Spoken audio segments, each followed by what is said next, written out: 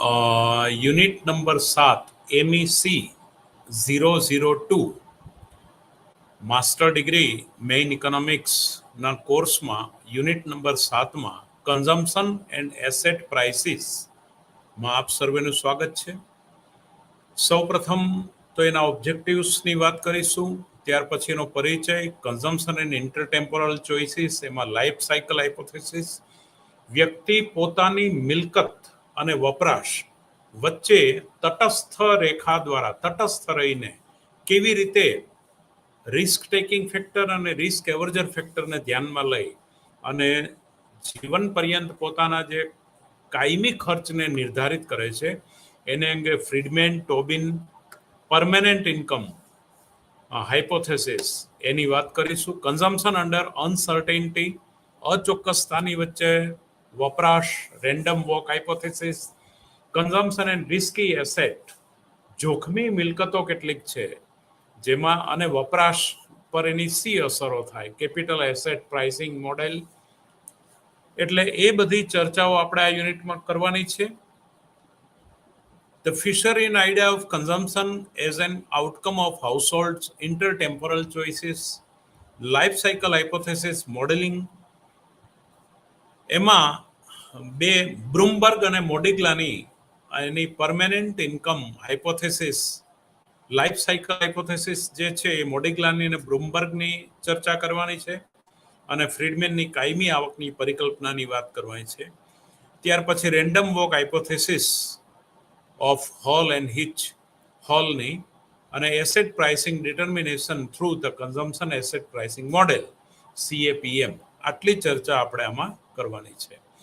In economics the exist close link between the current economic variables and their past, the future value as આપણે block 2માં economic ગ્રોથમાં આ વસ્તુ જોઈ. Past state of often determines the current state just as the current state determines the future.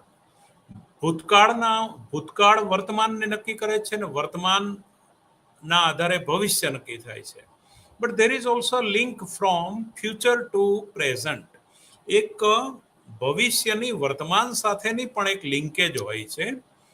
Now further of course the often unknown, એ અજાણ્યું હોય છે એ કારણ કે ભવિષ્ય unknown છે. However, expectation about the future variable sometimes influence the current economic decision. વર્તમાન આર્થિક નિર્ણયોને ભવિષ્યના ચલરાશિઓ, ભવિષ્યના ચલો કોઈક રીતે પ્રભાવિત કરે છે વર્તમાન વપરાશને. બીજા શબ્દોમાં આપણે કહીએ તો ડિસિઝન મેકિંગ પ્રોસેસમાં, નિર્ણયકરણની પ્રક્રિયામાં intertemporal in nature, involving different period of time. અલગ અલગ સમયે એકબીજા ઉપર આધારિત ચલરાશિઓ એકબીજાને અસર કરતી હોય તો consumption and savings are two prime examples of such intertemporal decision making.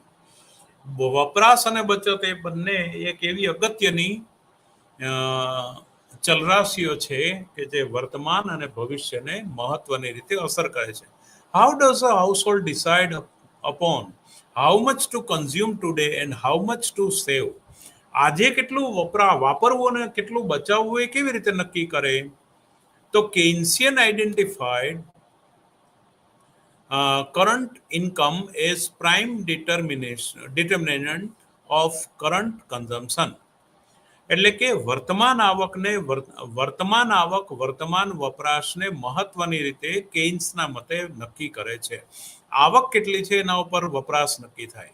In its simplest form, a Keynesian consumption function can be represented by C is a C bar plus small c yt, where C bar is greater than 0 and small c is in between 0 and 1. Equation CI is a current consumption. વર્તમાન વપરાશ એ વર્તમાન આવકનું વિધેય છે. આને વપરાશ વિધેય કહેવાય. તો એ કેટલા ગણું છે એટલે C બાર એ હંમેશા ગ્રેટર ધેન 0 હોય અને આવકનો અમુક ભાગ જે છે એ 0 અને 1 ની વચ્ચે છે. એટલે એનું સમીકરણ કંઈક આ પ્રકારનું બતાવી શકાય. જે હું આંગળી મૂકું છું એ તમે જોઈ શકશો. એ સમીકરણ હું બતાવી રહ્યો છું કે C bar C at current year, current consumption is a function of C bar is a fix. ખાવા પીવા પાછળ, કપડા લત્તા પાછળ પોતાના જે આવક ઝીરો થઈ જાય વાયટી તો પણ આ ખર્ચ ચાલુ રહે, માટે એ સી બાર છે. પ્લસ આવકનો અમુક ભાગ જે વપરાશ પાછળ ખર્ચે છે, જે ઘટતા દરે વધે છે, આવક વધવાની સાથે ઘટતા દરે વધે છે, એ આ સ્મોલ સી છે. એટલે આ વપરાશ વિધેયમાં સી વાય ટી સમયની આવક ટી સમયની વપરાશને અસર કરે છે, જ્યારે સી બાર એ ફિક્સ ખર્ચ છે. કપડા લેવા પડે એમાં ન ચાલે, તમારે ખાવા પીવા પાછળ ખર્ચ થાય એમાં ન ચાલે. ઇવન આવક શૂન્ય થઈ જાય તો પણ એનું વપરાશ તો એ ચાલુ જ રહે છે. તો એ જે છે એ સી બાર તરીકે આપણે ઓળખીએ છીએ. નાઉ notice that one important feature of this consumption function is that the average propensity to consume, that is CT upon YT, current ટાઈમના કન્ઝમ્પશનને કરંટ ટાઈમની ઇન્કમ વડે ડિવાઈડ કરો એટલે કે એ તમને એવરેજ પ્રોપેન્સિટી ટુ કન્ઝ્યુમ આપશે. તો early empirical study using cross section household data, એમાં આપણે ક્રોસ સેક્શન હાઉસહોલ્ડ ડેટાને લઈએ છીએ. તો એ શું કહેવા માંગે છે? Found evidence in support of decreasing average propensity to consume. એટલે કે વપરાશ વૃત્તિ જે છે, સરેરાશ વપરાશ વૃત્તિ ક્રમશઃ ઘટતી જાય છે આવક વધારાની સાથે. એટલે કે at with higher YT indeed consumed a lower fraction of their income. દાખલા તરીકે તમે ક્રોસ સેક્શન ડેટામાં 10 પરિવારનો સર્વે કરો. એક 6,000 થી 10,000 વચ્ચે આવકવાળા હોય, એક 11,000 થી 20,000 આવકવાળા હોય, એક 21 થી 30, આવા 10 પરિવારો તમે લો અને 10 પરિવારો બીજા આવકના સ્તરવાળા લો. ધારો કે 50,000 થી 60,000 આવકવાળા એક્ઝેક્ટ 10 પરિવારો લો અને 1 લાખ થી 1,10,000 અથવા 90,000 થી 1 લાખ સુધીના 10 પરિવારો આ લો. એટલે કે આવકનો ફ્રેક્શન જેમ વધે એમ પોતાની આવકમાંથી વપરાશનો ફ્રેક્શન એટલે એનો ભાગ ઓછો થતો હોય, વધારે ચોક્કસ હોય પણ ઘટતા દરે વધતો હોય. એટલે દાખલા તરીકે 50 થી 60,000 વાળા પોતાની આવકનો 80% ભાગ વપરાશ કરતા હોય તો 90,000 થી 1 લાખ રૂપિયા વાળા પોતાની આવકનો ધારો કે 80% નહીં બલકે 60% હિસ્સો વાપરતા હોય. એટલે વપરાશની રીતે આંકડા જુઓ તો તમે જુઓ તો આ લોકો 50,000 વાળા 40,000 વપરાશ કરતા હોય તો 1 લાખ રૂપિયા વાળા 40,000 નહીં વાપરે, એ લોકો વાપરશે 60,000 કે 70,000, પણ ટકાવારીની રીતે એનો હિસ્સો ઘટતો જાય. ક્રોસ સેક્શન ડેટામાં કરંટ ઇન્કમ નો current fraction of the consumption decrease થતો જાય છે. આવું કેન્સનું ઓબ્ઝર્વેશન હતું. However, in 1940s, Simon Kuznets, using long-run time series data on average consumption and income, found that the average propensity to consume remained more or less constant, even though aggregate income increased substantially over the period under consideration. This apparent puzzle led to the development of a number of theories of households. એટલે આ Simon કુઝનેટે 1940માં આ પ્રકારનું નિરીક્ષણ કર્યું કે વપરાશ વૃત્તિ ઘણું કરીને અથવા તો અચળ રહે છે, ઇવન ધો એગ્રીગેટ ઇન્કમ ઇન્ક્રીઝ, કુલ આવક વધવાની સાથે ઓવર અ પીરિયડ એટલે કે સમયની સાથે જે હવે કરંટ યરને તમે ના લો અને પછીના વર્ષને તમે બદલતા જાઓ તો અચળ આવકવાળાની અચળ વપરાશ વૃત્તિ જોવા મળે છે. એટલે કે એમાં કેટલાક પ્રકારની મૂંઝવણો ઊભી થાય છે અને વપરાશ બિહેવિયર ઉપર ઘણા સંશોધન માગી લે એ પ્રકારની થિયરી ત્યાર પછી ડેવલપ થઈ. એટલે કે ઇન્ટરટેમ્પોરલ નેચર ઓફ કન્ઝમ્પશન એક્સપેન્ડિચર, એટલે કે વ્યક્તિ જ્યારે શરૂઆતની પોતાની મિલકત વસાવે છે અને ત્યાર પછી જે વપરાશ કરે છે એ થોડાક રિસર્ચ માગી લે એવી થિયરી છે. The following section discuss some of the important theory from this literature. આ હવે આપણે નીચે જેની ચર્ચા કરીએ છીએ, consumption is intertemporal choice. એટલે one of the earliest works that depicts households' consumption expenditure and outcome of households' intertemporal optimization exercise is that Irving Fisher 1930 ની અંદર ઇરવિંગ ફિશરે the Fisherian idea can be easily explained in terms of two-period model of consumption optimization. Let us assume that each member of household lives for exactly 2 periods. Let's C1 and C2. અલગ અલગ વર્ષો દરમિયાન ધારો કે C1 અને C2 વપરાશ કરે છે કોઈ પણ પરિવાર, હાઉસહોલ્ડ્સ, તો denote his consumption during the first and second period. એટલે કે એક તમે 1950 નો ડેટા લો તો એક 1960 નો ડેટા લો, 1930 સંશોધન કર્યું છે એટલે 1910 નો ડેટા લો અને 1920 નો ડેટા લો. એટલે એ પ્રમાણે અલગ અલગ પીરિયડમાં એનું C1 અને C2 એક હાઉસહોલ્ડનું કન્ઝમ્પશનની વાત કરીએ છીએ. The person derives utility from both periods consumption and his preferences are represented by the utility function U(C1, C2). Let Y1 and Y2 be the income of the individual in 2 periods respectively. ધારો કે બે પીરિયડમાં 1910, આ તો હું માત્ર ઉદાહરણ આપું છું, 1910 અને 1920 બે પરિવાર, ધારો કે એક જ પરિવારની વાત કરીએ તો એની આવક 1910 Y1 છે, 1920 Y2 છે. તો 1910 એનું Y1 માંથી C1 કન્ઝમ્પશન થાય છે અને 1920 Y2 માંથી C2 કન્ઝમ્પશન થાય છે. એટલે યુટિલિટી C1 and C2. એટલે કે એના જે તુષ્ટિ ગુણો છે એ વખતે એ બચત પણ કરશે ને. C1 કન્ઝમ્પશન કરશે તો Y1 બચત કરશે, C2 કન્ઝમ્પશન કરશે તો Y2 બચત કરશે. એની પણ તુષ્ટિ ગુણના સમાન દરજ્જા પર એ રહે છે. તો એનો નિર્ણય કેવી રીતે કરશે? કોઈ પણ એક હાઉસહોલ્ડની વાત કરીએ છીએ. Out of his first period income the person consumes C1 and saves rest S1, that is Y1 minus C1. કારણ કે Y equal to C plus S. જો એ C1 વપરાશ કરે છે તો S1 એટલે કે Y1 minus C1 બચત કરે છે. To earn and interest income, હવે તો પછી એ કઈ રીતે? કારણ કે C1 is a Y1 1 plus R S1. 1 plus R S1. Now what is 1 plus R S1? That is to earn the interest. એટલે કે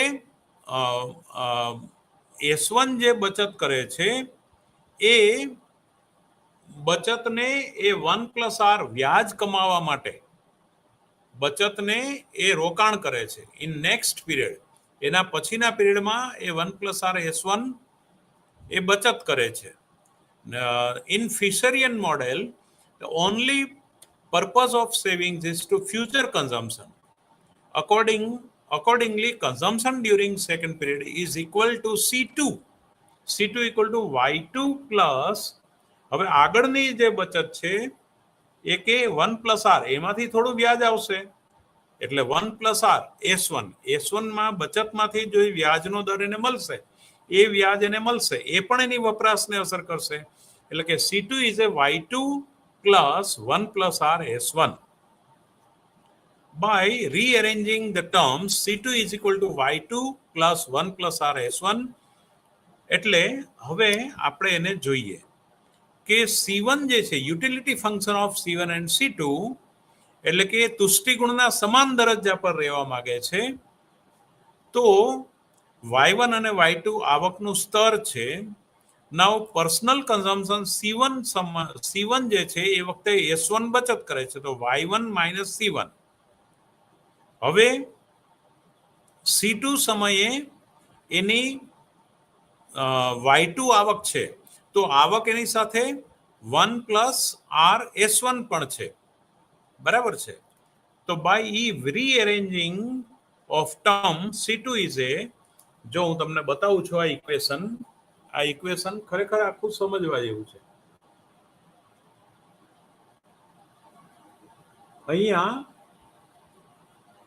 અને અહીંયા આ બે સમીકરણો આપણે અને આ બાજુનું પછી આ ઇક્વેશનો હું તમને કહું છું, તો એ ઇક્વેશનો સમજવા જેવા છે આખા. હવે ગુણોત્તર લઈએ, 1 પ્લસ આર વડે બંને બાજુ ભાગી નાખીએ તો C2 upon 1 plus r page number 89 પર છે, તમારી મેઇન ટેક્સ્ટ બુકના પેજ નંબર 89 પર છે. અને આ ચેપ્ટર જે ચેપ્ટર 7 ચાલુ જે મેં કર્યું છે એના પેજ નંબર 6 પર આ ઇક્વેશનો આપ્યા છે.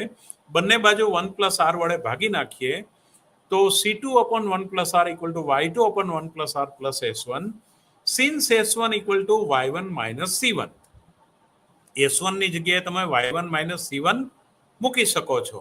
તો C2 upon 1 plus Y1 minus C1 મૂકીએ તો C2 upon 1 plus R is equal to Y2 upon 1 plus R plus Y1 minus C1. Bracket ખોલી નાખો એટલે કે Y1 minus C1 minus C1 ને બરાબરની આ બાજુ લઈએ તો C1 plus C2 upon 1 plus R, એટલે કે બંને કન્ઝમ્પશન એટલે કે Y1 plus Y2 upon 1 plus R.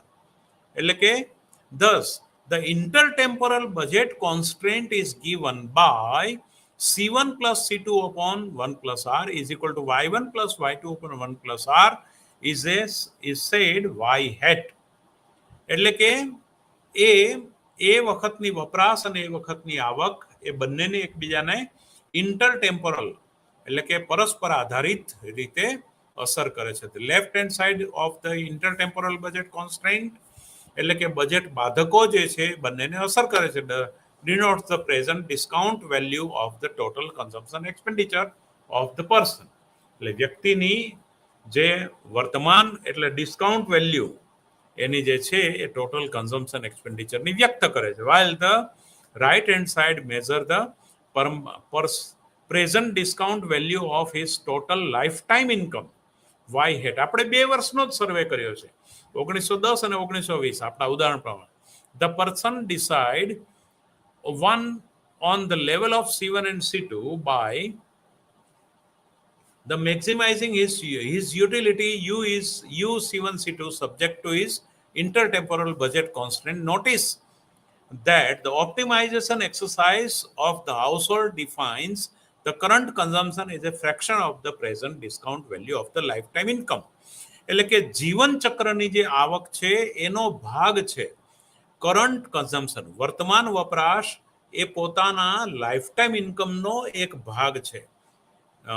C2 વખતે જે વાપરે છે Y2 વર્ષે એ C1 વપરાશ એ C1 આવકનો જે ડિસ્કાઉન્ટેડ એટલે કે ડિસ્કાઉન્ટ સાથેની આવકનો જે એનો વ્યાજનો જે ભૂતકાળમાં કરેલી બચતોનું જે વ્યાજ મળે છે એનો પણ એક વિધેય સાબિત થાય છે, જેને Y hat તરીકે આપણે ઓળખીએ તો as well as the rate of interest R on savings, એટલે કે વ્યાજનો દર બચત પર અસર કરે છે.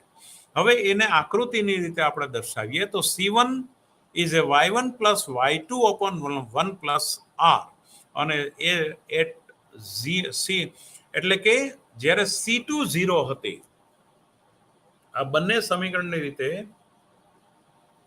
આ જે તકરેખા અહીંયા ટચ થાય છે અને અહીંયા ટચ થાય છે, ટચ થતું બિંદુ હું વાંચું છું, એ બિંદુ છે Y1 plus Y2 upon 1 plus R.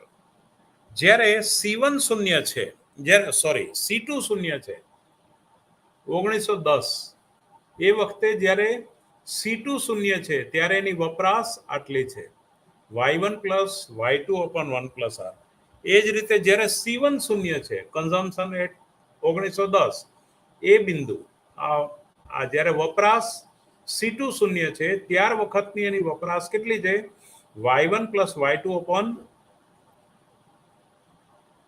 1 plus R into Y1 plus Y2 અને અહીંયા Y1 plus Y2 upon 1 plus R. Y1 y1 plus y2 upon 1 plus R.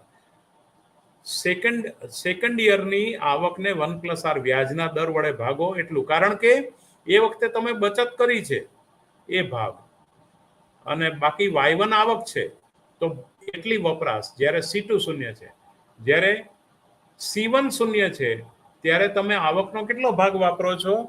તો કે 1 પ્લસ આર ઇન્ટુ y1 આવકને 1 પ્લસ આર જે તમારી discounted આવક છે plus y2 એટલે કરંટ યરની 1920 ની આવક તો ખરી જ, y2 plus 1 plus R y1 માંથી જે આવકનો ભાગ તમને વ્યાજ તરીકે મળ્યો એ, જ્યારે C1 શૂન્ય છે તમે C2 જ છે, એ વખતની તમારી આ જે તટસ્થ રેખા છે, તમે યુટિલિટી કોન્સ્ટન્ટ બનાવવા માંગો છો તો તમારી સમતુલા આ બિંદુએ આવે છે એવું કહેવા માંગે છે. આ રેખા શું બતાવે છે?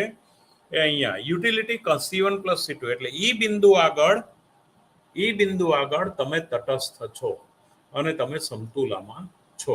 એટલે વપરાશમાં જે પછીના વર્ષની વપરાશ છે એ ઈ બિંદુ આગળની વપરાશ હશે એવું કંઈક કહેવા માંગે છે ફિશરનું મોડેલ. એટલે વર્તમાન આવક, વર્તમાન વપરાશ માત્ર વર્તમાન આવક પર જ આધારિત નથી, બલકે એ ભૂતકાળની બચતો દ્વારા પણ પ્રભાવિત થાય છે, અને એ ભૂતકાળની બચતો વ્યાજના દરથી પ્રભાવિત થાય છે. એટલે એનું મેથેમેટિકલ મોડેલ મૂકવા માટેનો મેં નમ્ર પ્રયાસ અહીંયા કર્યો છે, જે ફિશરના મોડેલ દ્વારા. It is now easy to analyze the impact of change in current income Y1 on current consumption C1. એટલે કે કરંટ ઇન્કમ y1 ની કરંટ કન્ઝમ્પશન C1 પરની અસરો under the assumption of consumption in both period share nominal goods. Normal goods માટેની વાત છે, associated with positive income effect, એ હકારાત્મક આવક અસરની સાથે સુસંલગ્ન છે. An increase in current income, અને વર્તમાન આવક વધે છે એની સાથે વપરાશ વધે છે, પણ કઈ રીતે? નાવ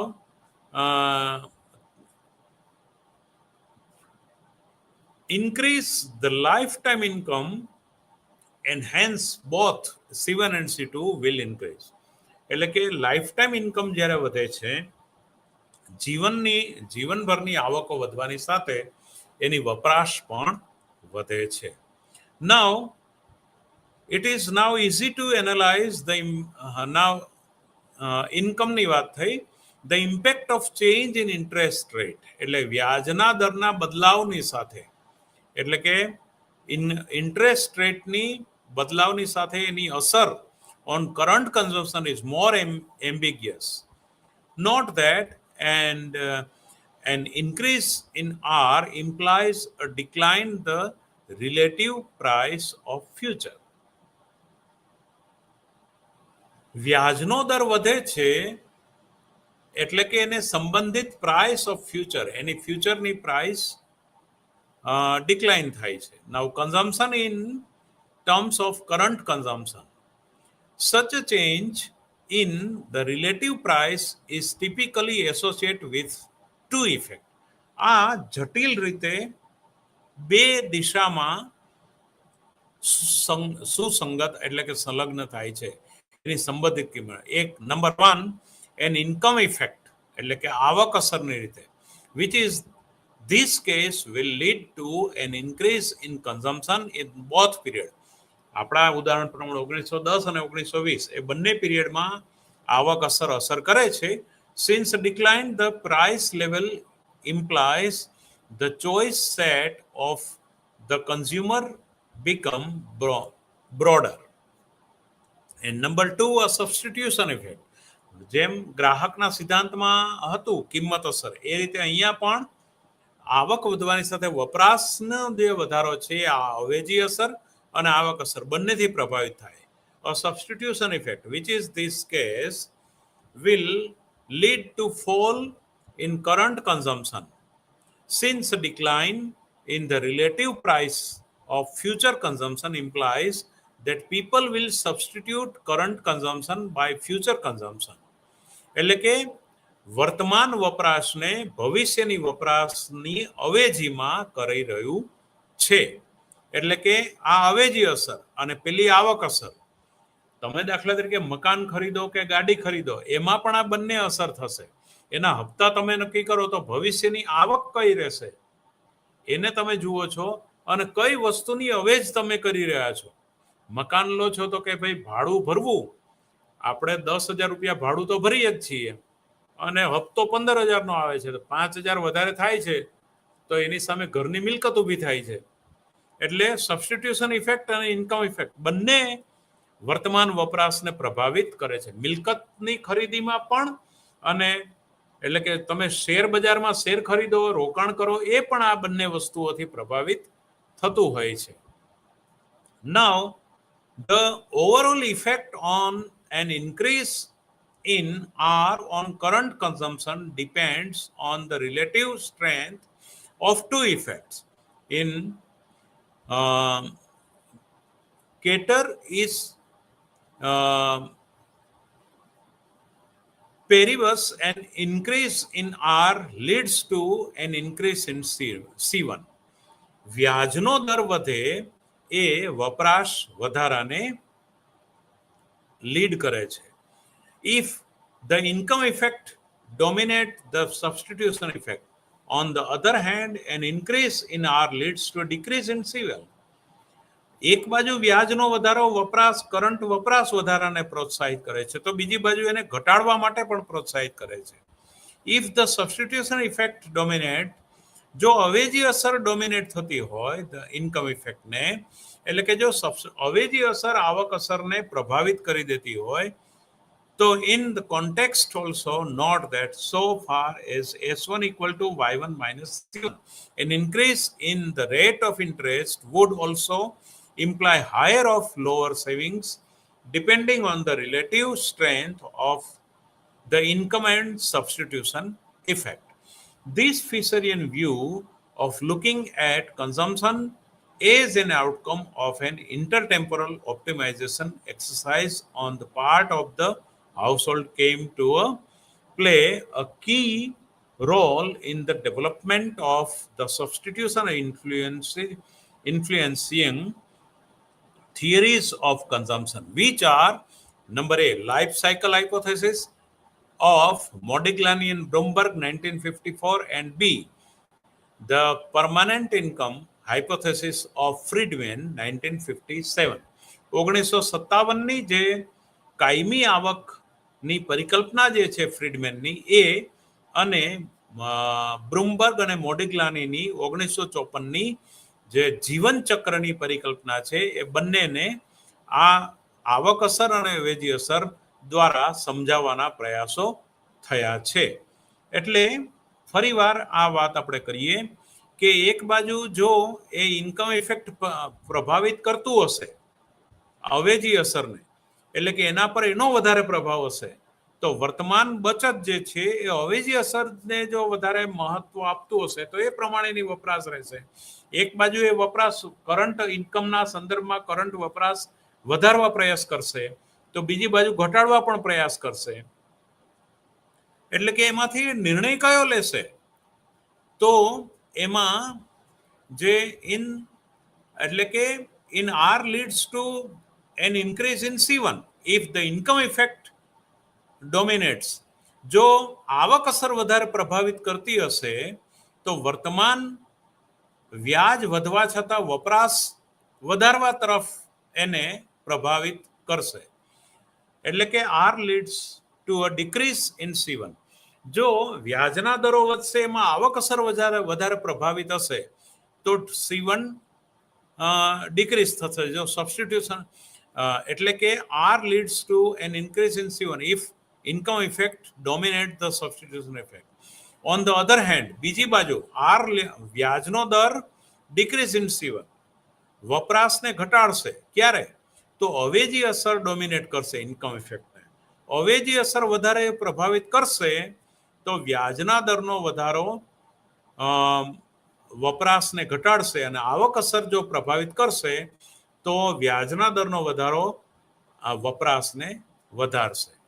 તો આ રીતનું જે ઇમ્પોર્ટન્ટ જે છે એ આ બે થિયરી એમાં ડેવલપ થઈ રહી છે. તો આ વસ્તુને આપણે સાબિત લાઈફ સાયકલ હાઇપોથેસિસ તો જીવન ચક્રની પરિકલ્પના to explain the life cycle permanent income hypothesis let us extended life cycle hypothesis ને permanent income hypothesis let us extend the 2-period model that we have just discussed to T period model. T capital T અંગ્રેજી T period model ની આપણે વાત કરીએ છીએ where each person lives T period where T is greater than or equal to 2 એટલે કે 2 વર્ષ અથવા એનાથી વધારેને 2 પીરિયડ 2 છેડાના 2 પીરિયડની વાત આપણે કરીએ છીએ કાં તો એ ગ્રેટર ધેન છે અથવા ઇક્વલ ટુ 2 વર્ષથી એટલે કે the utility function of the representative members of the household is again given by U C1 C2 up to CT for exponential simplicity. Let us assume an additive utility function એ બધાને જો U into bracket C1 C2 C3 up to Cn તો એને બધાને utility લાગુ પડે UC1 એનું sigma કરો સરવાળો દરેક વર્ષની વપરાશનો સરવાળો UC1 plus UC2 plus UCT UC3 plus UC capital T is a sigma of I equal to 1 to T UCT. So sigma I equal to 1 to T CT is a A0 plus sigma I equal to 1 to T YT plus A0 એ તમે A0 એ શું છે તો Y1 Y2 Y3 Y4 up to YT income of the household in period 1 2 up to T respectively and A is the amount of initial level of wealth stock of the household જે શરૂઆતના લેવલનું જે ધારો કે 2 પીરિયડની વાત કરીએ તો શરૂઆતમાં જે રોકાણ કર્યું છે જે શેરોમાં કે જે બોન્ડ જે વ્યાજદાયી જે અસ્કયામતો કે જે દર વર્ષે ઉમેરાતું જાય છે વ્યાજ એ A0 એનું પ્રતિનિધિત્વ કરે છે કે જે પછીની વપરાશને T સમયની વપરાશને T-1 સમયનું ઇન્વેસ્ટમેન્ટ અસર કરે છે એનું વ્યાજ તો મળે જ છે રેગ્યુલર તો એ પણ વપરાશ કરતા હાઉસહોલ્ડને અસર કરે છે એટલે મિત્રો જે મેં મેથેમેટિકલ ફોર્મ ભણાયું એ આ અને આ એ બંને યુટિલિટીનો સરવાળો કર્યો પછીનો સિગ્માના રૂપમાં મૂક્યું પછી A0 ને એડ કર્યા A0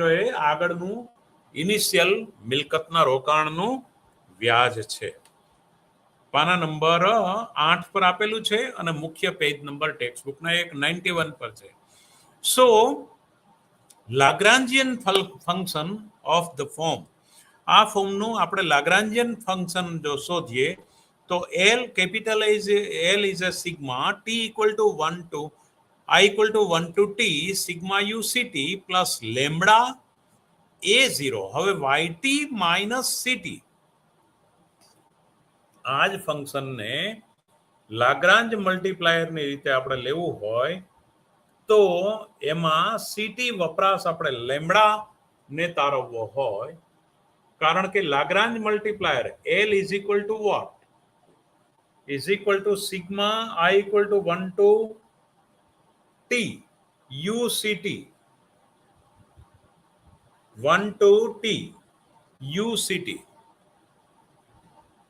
I equal to 1 to T UCT બરાબર I equal to 1 to T UCT plus lambda A0 plus sigma I equal to 1 to T 1 to T YT આવક એમાંથી બાદ I equal to 1 to T consumption I equal to 1 to T ની આવક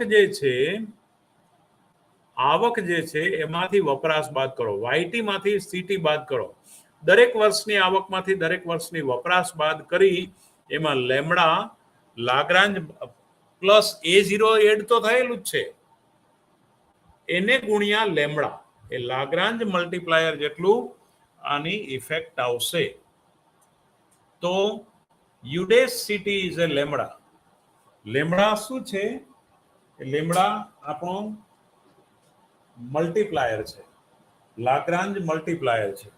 તો Lagrange મલ્ટીપ્લાયરને u dash ct is a lambda for t equal to 1 2 up to capital T. એ રીતે આપણે મૂકીએ છીએ. The above condition implies that u dash c1 equal to u dash c2 equal to u dash c capital T is equal to lambda, and therefore c1 equal to c2 equal to up to ct. Hence, from the intertemporal budget constraint is ct equal to a0 upon capital T plus 1 upon t sigma yt is sigma I equal to 1 to t for all t. દરેક સમય માટે એ general equation ct નું આપણે બનાવી શકીએ, જે સમીકરણ equation 7.6. આ સમીકરણની રીતે આપણે આ ચર્ચા કરી શકીએ છીએ. બરાબર છે?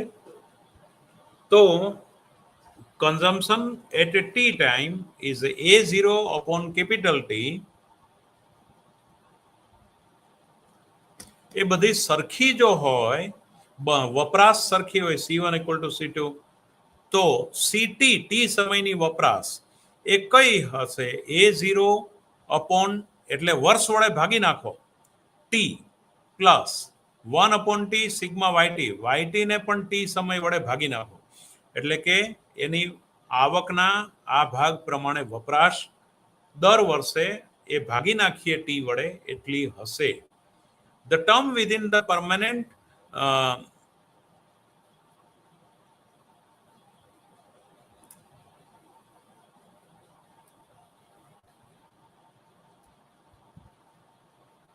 in right hand side of the 7.6 equation 7.6 ની જમણી બાજુ is average value of the total lifetime income of the individual. વ્યક્તિગત કોઈ પણ હાઉસહોલ્ડની જીવનભરની કમાણીની સરેરાશ બતાવે છે. એ તો બહુ સ્પષ્ટ છે.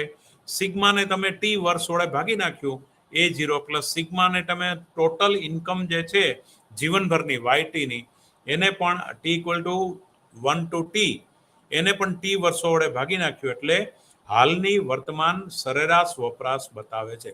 સરેરાશ આવક બરાબર સરેરાશ વપરાશ. The optimization exercise indicates that consumption any period of the determine the individual's total lifetime income. Let us denote the letter y hat. તો y hat એને એવરેજ ને y hat કહીએ, એવરેજ ઇન્કમ ને. Then consumption point of the time t is equal to a plus y hat by t. t વર્ષો વડે ભાગી નાખો, a plus. a એટલે કયું? જે શરૂઆતના મૂડીરોકાણમાંથી વ્યાજ આવે છે એ, બરાબર, એને કેપિટલ એ કહીએ છીએ. a plus y hat, y hat જે છે એને a plus y hat divided by t, એને t વડે ભાગી કાઢો છો, t વર્ષો વડે. This phenomenon whereby the individual divides his total lifetime resources equally among each period and consumption at different points of time are spread evenly over the entire time horizon, called consumption smoothing. At any particular point of time t, કોઈ પણ સમયના બિંદુ t ઉપરની વાત કરીએ, the actual income of the period y may exceed or fall short of the average lifetime income. yt by t, y hat ને એટલે કે એવરેજ ઇન્કમ ને t વડે તમે ભાગો. given initial wealth, એને t વર્ષો વડે ભાગો તો તમને શરૂઆતની મિલકત મળે. Since current consumption depends only on the average lifetime income, therefore any change in current income will have an effect on current consumption only to the extent that it impact upon the average lifetime income. એટલે કે હાલની વપરાશ સરેરાશ જીવનભરની આવકનો એક ભાગ હશે. To be more precise, suppose at some time period, say t equal to t hat, current income rises by an amount z for some reasons. એટલે કે વર્તમાન આવક કોઈ પણ કારણસર z જેટલી વધે, તો શું થાય? Z upon T, જે વધેલી આવકને T ટાઈમ વડે ભાગો, and as a result consumption period T equal to T hat. So Z by T by same taken in if the current income at some period rises by an amount Z and the income at some subsequent period falls by the same amount. So the average lifetime income remain unchanged. The current consumption does not change in any period. Now બચતની રીતે પણ તમે સમીકરણને બતાવી શકો કે S1 equal to Y1 minus C1. તો ST equal to YT minus CT. CT that is 1 upon capital T sigma of I equal to T equal to 1 to capital T. YT minus A0. CT કારણ કે CT equal to YT minus A0. Y minus A. બરાબર. તો એને પણ A0 by T વડે દર્શાવી શકાય. આ પેજ નંબર 9 પર આ ચર્ચા આપેલી છે તમારી ટેક્સ્ટ બુકમાં, પેજ નંબર 92 અને આ ચેપ્ટરનું પેજ નંબર 9. એન ઇન્ટરટેમ્પોરલ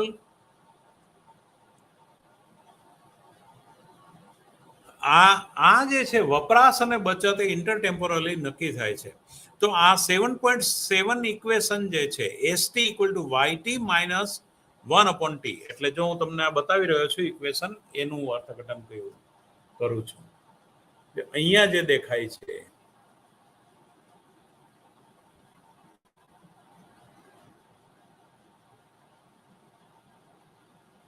એનું અર્થઘટન હું કરી રહ્યો છું. ST ઇક્વલ ટુ એટલે કે ટી સમયની બચત, ટી સમયની આવકમાંથી બાદ કરો વપરાશ.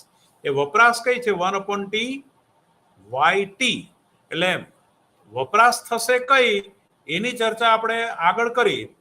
ટી સમયે શેની વપરાશ થશે? તો કે લાઈફ ટાઈમ જીવન ચક્રમાં જીવન દરમિયાન જે આવક કમાય છે એના ભાગરૂપે વપરાશ કરશે. તો બચત કેટલી કરશે? તો ST equal to YT minus જે વપરાશ કરી છે એ બાદ કરો.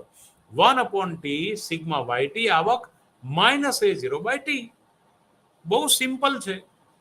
And interpretation of 7.7 is that savings is high when current income is high relatively to the average lifetime income. વર્તમાન આવક જો વધારે હશે લાઈફ ટાઈમ ઇન્કમ કરતા, જીવનભરની આવક કરતા, તો એની બચત વધારે હશે. It is this idea which form the basis of Modigliani-Bloomberg lifetime cycle hypothesis. વર્તમાન આવક વધારે હોય તો એની વર્તમાન બચત વધારે હશે. આ મોડિગ્લાની અને બ્લૂમબર્ગની જીવન ચક્રની પરિકલ્પનાની આપણે ચર્ચા કરી. Accordingly to Modigliani and Bloomberg, income varies systematically over the lifetime of the individual and savings allow people to smoothen consumption over their lifetime. Now, even when income in different period not equal, હવે જુદા જુદા સમયની આવકો તો સરખી હોતી નથી, એટલે વપરાશ અને બચત પણ અલગ હશે. In other words, people maintain an even stream of consumption over time, lifetime by savings more during high income period and savings less during the low income period. એટલે કે જ્યારે લાઈફ ટાઈમ એની ઇન્કમ તો સરખી હતી જ નહીં, ત્યારે જ્યારે આવકનો ભાગ વધારે હશે ત્યારે એની બચત વધારે હશે, અને આવક ઓછી હશે ત્યારે એની બચત ઓછી હશે. The life cycle hypothesis postulated that the individual typically has an income stream which is low during the beginning and towards the end of the one's life. કોઈની પણ જીવનનો આ ભાગ સત્ય છે. And high during the model year of one's life. એટલે કે જ્યારે આવકનું પ્રમાણ ઊંચું હશે ત્યારે એની બચત ઊંચી હશે. This is because productivity of a person is typically low during the early and late years of his life, and productivity is at the peak during the middle years on the other hand. હવે આમાં પણ વ્યક્તિની જ્યારે ઉંમર જ્યારે શરૂઆતમાં કમાણીના શરૂઆતના આ ગાડી જેવું છે, પહેલા ગેરમાં પેટ્રોલ વધારે જાય અને સ્પીડ વધારે પકડાય, પણ એની સાથે પેટ્રોલ વધારે જાય. પછી બીજા ત્રીજા ચોથા ગેરમાં પછી પેટ્રોલ ઓછું જાય પણ સ્પીડ વધારે પકડાય. એટલે કે ફાઇનલ ગેરમાં એની સ્પીડ ઘણી હોય ને પેટ્રોલ ઓછું જાય. અને પછી એને જ્યારે બ્રેક મારવાનું આવે ત્યારે એ ફરીથી પાછું એને પહેલા ગેરમાં લેવું પડે. આ તો મેન્યુઅલની વાત કરું છું, મેન્યુઅલ ગાડીની. ઓટો ગાડીમાં તો કોઈ સવાલ નથી. પણ જ્યારે સ્પીડ વધતી હોય ત્યારે પેટ્રોલ વધારે જતું હોય અને એનું એટલે કે કોઈ પણ માણસના જીવનચક્રમાં પણ, જીવનચક્રની આવકમાં પણ એ જ્યારે પણ વધારે કાર્યક્ષમતાપૂર્વક કામ કરી શકતો હોય, દાખલા તરીકે એની 25 વર્ષથી માંડી અને ધારો કે એ 45 વર્ષ સુધી એની ગાડી વધારે ગેરમાં હોય, ત્યાર પછી ધીમે ધીમે આપણે દરેક ધંધાની વાત કરીએ, નોકરીની વાત નથી કરતા માત્ર, પછી તો એની જેમ જેમ કાર્યક્ષમતા ઘટતી જાય 50 પછી 55 પછી, તો એનો પણ એક ગ્રાફ લાઈફ સાયકલ હાઇપોથેસિસનો એક આપવાનો પ્રયત્ન કર્યો છે મોડિગ્લાની બ્લુમબર્ગે. તો એને પણ હવે આપણે જોવા પ્રયત્ન કરીશું. ત્યાર પછી એની આવક વધારે હોય પણ એની આવક ત્યાર પછી ધીમે ધીમે ઘટે છે જીવનના છેલ્લા ભાગમાં. તો saving more during high income period and saving less during the low income period. ઓછી આવકના સમયમાં એની બચત થોડી હોય છે, વધારે આવકના સમયમાં એની બચત વધારે હોય છે. તો લાઈફ સાયકલ એટલે કે કોઈની પણ એક સરખી હોતી નથી. એની પ્રોડક્ટિવ એજમાં એની વધારે બચતનો ભાગ હોય. This is because productively a person typically low during the early and late year of his life and productively is at the peak during the middle years. On the other hand, consumption every period remain the same. હવે આપણે એની average કાઢીએ તો એ average માટે પણ એક line આપણે બતાવી શકીએ કે CT is equal to consumption as a T time is equal to A0 divided by T plus 1/T sigma YT. એટલે આવક દરેક જે કાયમી વર્તમાન અને ભવિષ્યની આવકને T સમય વડે ભાગી કાઢો અને એમાં તમે A0/T દરેકમાં A0 ઉમેરી દો, એટલી એની સરેરાશ વપરાશ હશે. તો આકૃતિમાં પણ એને તમે સરેરાશની રીતે પણ એક બતાવી શકો આ ભાગને. અને જીવન ચક્રમાં શરૂઆતમાં એની બચત વધારે, આવક વધતી જાય, પીક પોઈન્ટ પકડે, ત્યાર પછી બચત પણ ઘટતી જાય, આવક પણ ઘટતી જાય. જીવન ચક્રના શરૂઆતના ગાળામાં એની બચત વધારે, આવક વધારે, બચત પણ વધારે, ત્યાર પછી પીક પોઈન્ટ પર આવે ને આવક અને બચત ઓછી થતી જાય. એ સરેરાશ વપરાશનો ગાળો એનો આ રીતે આપણે બતાવી શકીએ. જે મેં તમને ઇક્વેશનથી આ રીતે બતાવવા પ્રયત્ન કર્યો છે. અહીંયા આ જે વાત છે વપરાશની, એ વપરાશની રેખા અહીંયા બતાવેલી છે અને આ એના જીવનભરની જીવનચક્રની આવકનો ભાગ બતાવે છે. ફિગર નંબર છે 7.2 તમારી ટેક્સ્ટ બુકમાં, consumption stream over life time. એક અક્ષ પર ટાઈમ T બતાવેલો છે, પહેલા વર્ષથી ચાલુ કરીને T ટાઈમ, અને Y અક્ષ ઉપર C અને Y બતાવેલું છે. બરાબર છે? તો આ રીતે તમે એને સમજી શકો છો. વિદ્યાર્થી મિત્રો,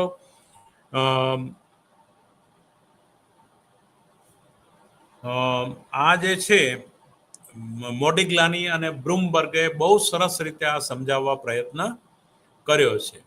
Given that consumption and savings are postulated to behave in this manner over the life cycle of a person. કોઈ પણ એક વ્યક્તિના લાઈફ સાયકલની આ ગ્રાફિકલ વપરાશ જેની છે, કાયમી વપરાશની વાત આ રીતે બતાવી શકાય. પણ બચત પણ કઈ હશે એ પણ મેં તમને મિત્રો ઇક્વેશનથી બતાવ્યું. ST = YT minus 1/T sigma T = 1 to T YT minus A0/T. Equation number 7.7 તમારી ટેક્સ્ટ બુકમાં. એટલે વપરાશ અને બચત બંનેને મોડિગ્લાની અને બ્લુમબર્ગ, કારણ કે ઇન્ટરટેમ્પોરલ છે, બંને વેરિયેબલ ઇન્ટરટેમ્પોરલ હોવાને કારણે એ વધારે ઊંડી થિયરી રિસર્ચ કરવા માટેનું એ પ્રોત્સાહન એટલે કે પ્રેરણા આપતું હતું અને માટે મોડિગ્લાની, બ્લુમબર્ગ અને ફ્રીડમેને કાયમી આવક દ્વારા આ વસ્તુ શોધવાનો પ્રયાસ કર્યો છે.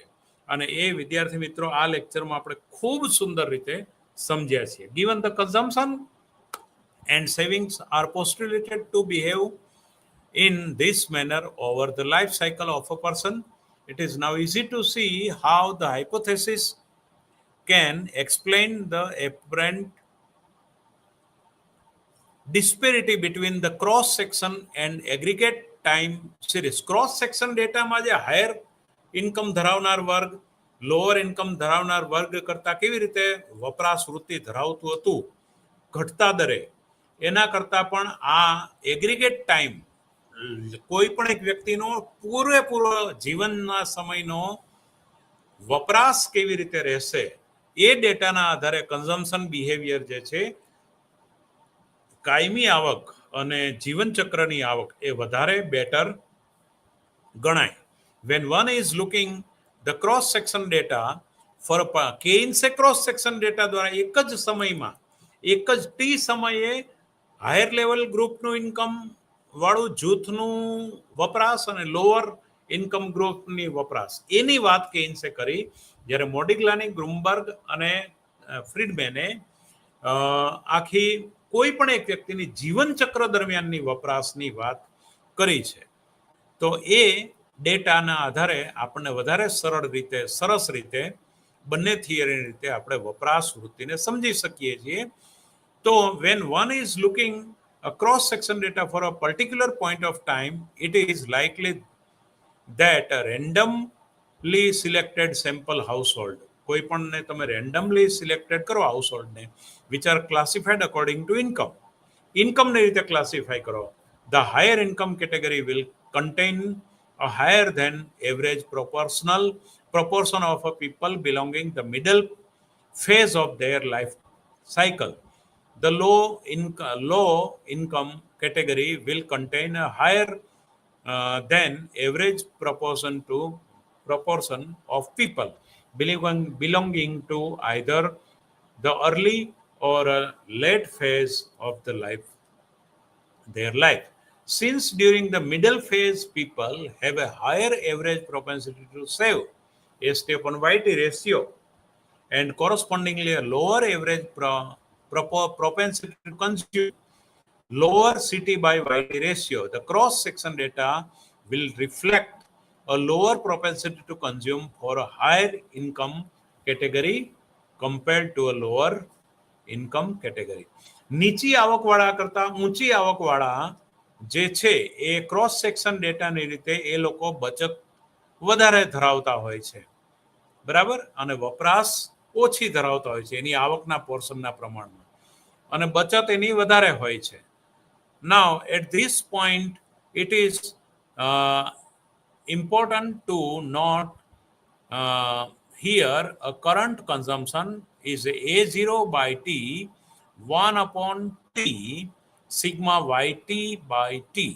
એટલે લોંગ રનમાં કન્ઝમ્પશન કેવું હશે? સીટી કન્ઝમ્પશન લોંગ રનમાં કન્ઝમ્પશન એક્ઝેક્ટ 45 ડિગ્રી પર હશે, એટલે કે YT short run and long run.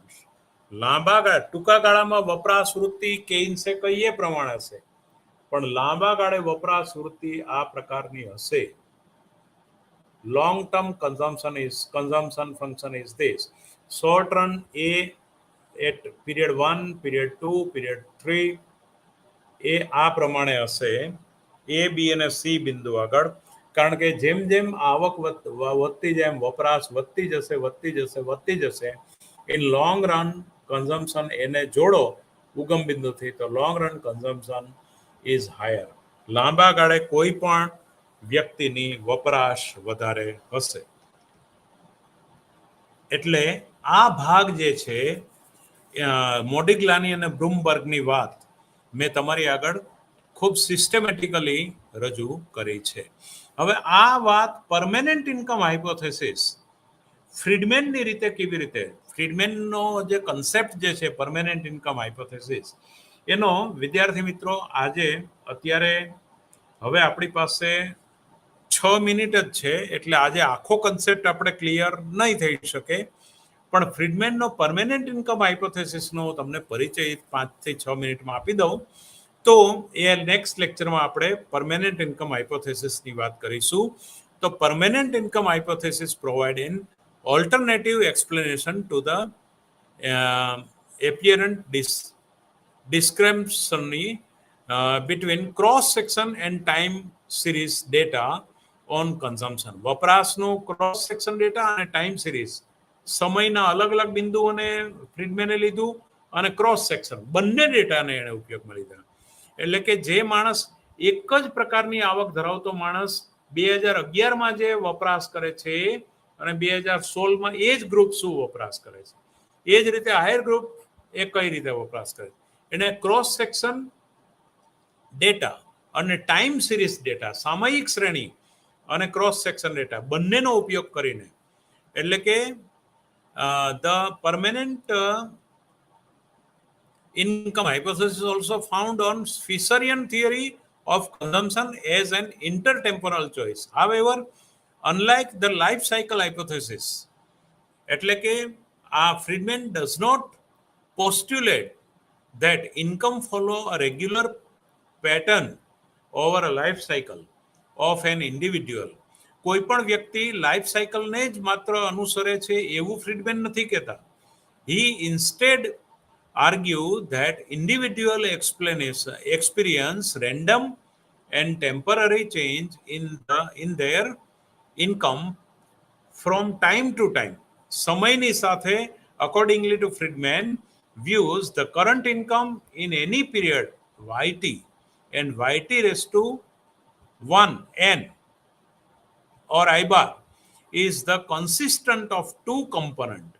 એની વર્તમાન આવક જે છે એ ભવિષ્યની આવક સાથે કન્સિસ્ટન્ટ હશે, એ સુસંગત હશે, અને માટે permanent income is part of income which we expect to prevail over the long run. એટલે લાંબા ગાળે એની 1/t YT ને ભાગીએ છીએ ખરા એની બધી જ આવકને, પણ એ એની ચાલુ વપરાશ ચાલુ આવકને ભવિષ્યની આવક ચોક્કસ પ્રભાવિત કરે છે, કારણ કે એમાં કન્સિસ્ટન્સી છે. એટલે Friedman interprets that the long run average income of the individual, કોઈ પણ વ્યક્તિગત એની લાંબા ગાળાની આવક જે છે એટલે is equal to 1/t, I equal to 1 to t. Transitory income is and random deviation from this average. એટલે કે એનું યદચ્છ ડેવિએશન છે સરેરાશનું. એટલે કે y1 raised to power t capital T is equal to આપણે એવું કહી શકીએ કે એને 1/t YT એને તમે એનું સીટીમાંથી અને 1/t YT ને તમે બાદ કરો. A positive transitory income implies that CT equal to what is A0 plus 1/t sigma T equal to 1 to T capital T. તો A0 by T YT તો એ પ્રમાણેનું કન્ઝમ્પશન એનું હશે. That is, current consumption of a household depends only on the permanent income. એટલે કે વર્તમાન વપરાશ જે છે કોઈ પણ એક ઘરગથ્થુ ઘરની એ એની કાયમી આવકનું વિધેય બનશે. Any increase in transitory part of the current income which leaves a permanent income unchanged, એટલે કે પરમેનન્ટ ઇન્કમને તમે બદલી ના શકો, કારણ કે એને ભવિષ્ય અને વર્તમાનની આપણે સરેરાશ લીધી છે. Will have to impact on એની અસરો જે છે લેવલ ઓફ કરંટ કન્ઝમ્પશન, એની વર્તમાન વપરાશ પર પણ એની અસર થશે. એટલે આ ક્રોસ સેક્શન ડેટા અને ટાઈમ સિરીઝ બંનેને લઈને જ્યારે વાત ફ્રીડમેન મૂકે છે આપણી વચ્ચે, એ વાતને આપણે નેક્સ્ટ લેક્ચરમાં જોવા પ્રયત્ન કરીશું.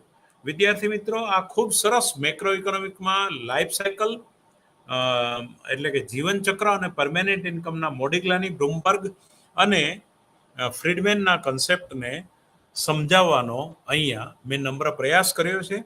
ફ્રીડમેનના કન્સેપ્ટને ખૂબ જ ઊંડાણથી આપણે નેક્સ્ટ લેક્ચરમાં જોઈશું. અત્યારે મોડિગ્લાની અને બ્લુમબર્ગના જીવન ચક્રના કન્સેપ્ટને મેક્રો ઇકોનોમિક થિયરીની રીતે મેં સમજાવવા પ્રયાસ કર્યો છે. એમાં કંઈ પણ ક્ષતિ રહી ગઈ હોય તો ક્ષમ્ય ગણશો. નમસ્કાર. Thank you.